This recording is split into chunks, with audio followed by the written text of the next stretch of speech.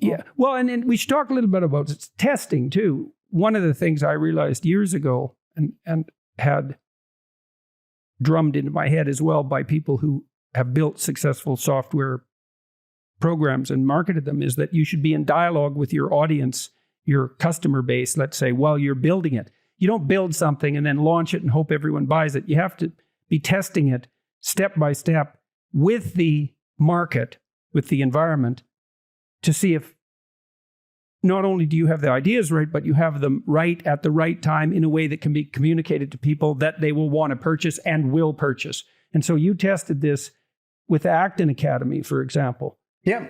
So we tested this with like a number of different groups over the last couple of years, with private groups on Reddit, with people who signed up to test it, with students, MBA students at the Acton Academy, using usertesting.com groups. We tested it constantly as we were building it to make sure that our design was consistent, that people understood what it was for.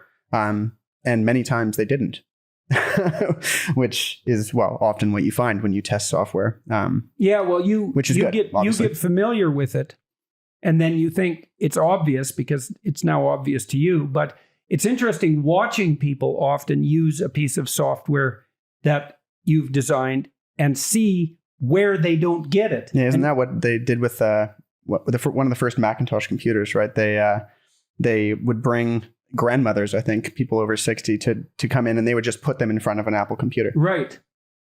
And not tell them anything. It was just like, use this thing, and they'd pick up the keyboard and like do all sorts of stuff with it. And could they figure it out? They'd try to find the sometimes any key. Right, they do all sorts of things, right? But that was how they did the testing, right?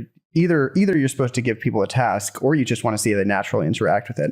And we did both of those things, and made a lot of improvements based on it. You have to be aware of the assumption that people should be smart enough to know how to use this. It's like, no, if they can't use it, it's because it's a stupid design. It's not because if people were just a little smarter, they could figure this out. It's like, good luck. Good. That's how you fail. Yeah. That's how you sell your product to 3 software engineers. Yeah, exactly. And they want to use it just because they want to show how smart they are. No, that's a very bad design philosophy. It's if someone can't use it, it's your fault.